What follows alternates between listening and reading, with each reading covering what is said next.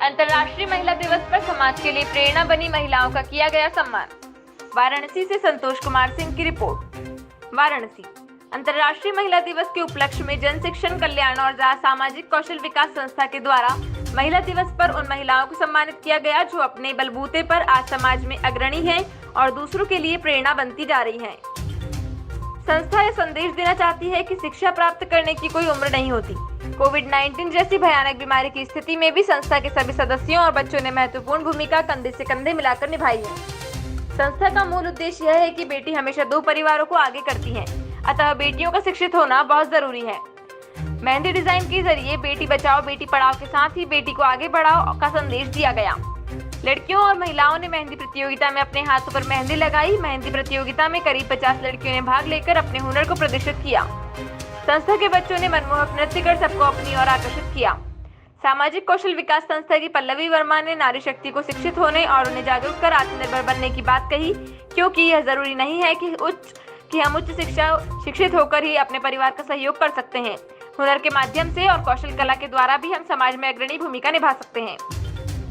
महिला के लिए एक दिन का सम्मान होना कोई बड़ी बात नहीं है, क्योंकि हमारे देश में महिलाओं को आधी आबादी का दर्जा और पुराणों से ही सम्मान दिया गया है।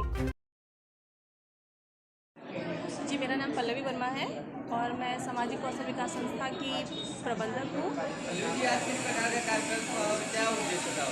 जी, आज जैसा कि आप सभी कोई जानते हैं कि आज अंतर्राष्ट्रीय महिला दिवस है, तो आज अंतर्राष्ट्रीय महिला दिवस के उपलक्ष्य में हम लोगों ने ये एक महिलाओं को स्वावलंबी बनाने एवं आत्मनिर्भर करने के लिए एक प्रोग्राम रखा था। जो ये लोग बच्चियां जो हमारे यहाँ स्वावलंबी बनने के लिए जो कौशल विकास मंत्रालय द्वारा जो प्रोजेक्ट आते हैं उनको सीख करके वो अपना जीवन यापन कर रही हैं, तो इसके लिए ये था। जी,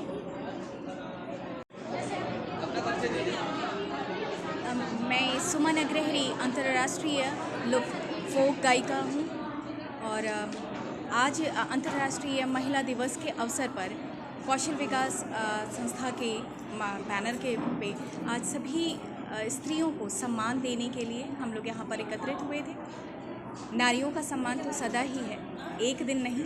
फिर से मैं आप लोगों को बताना चाहूँगी कि हम सभी नारियाँ अपने अपने घरों को संभालने के साथ साथ अपने परिवार को संभालने के साथ साथ खुद भी इस्टेब्लिश हैं, और यही प्रेरणा आज की भी युवा को देना चाहेंगे कि वो सिर्फ घर संभालने के लिए ही नहीं, अपने सारे सपनों को पूर्ण करने के लिए भी सशक्त हैं। माध्यम सिर्फ ये है कि वो अपनी शक्ति को पहचानें और अपने सारे सपनों को पूर्ण करके अपने आप को सशक्त बनाएं, अपने इस देश को सशक्त बनाएं। जय हिंद, जय।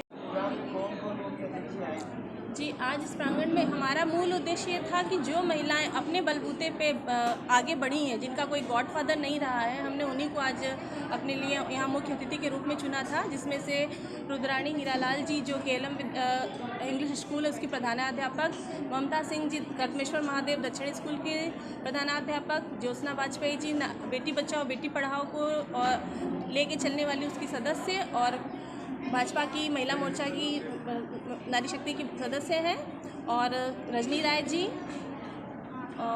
सुमन अग्रहरी जो एक भोजपुरी गायिका हैं। इन लोगों को हमने मुख्य अतिथि के रूप में किया, क्योंकि ये अपने बलबूते पे आज जहाँ पे आज ये पहुँची हैं, अपने बलबूते पे पहुँची हैं। इन लोगों का कोई गॉडफादर नहीं था, इसलिए हमने इन लोगों को बुलाया है। कितने बच्चों को यहाँ सम्मानित किया गया है? सम्मानित करने के लिए तो लगभग 50 बच्चों को सम्मानित किया गया है, और कुछ समाज सेविकाओं को भी हमने सम्मानित किया है, क्योंकि इन्होंने कोरोना काल ऐसे समय पे जब कोई हमें पूछ नहीं रहा था, लोग अपने आप को छुपा रहे थे, बच रहे थे, इन लोगों ने अपने आप को एक तरीके से देश के लिए निछावर कर दिया।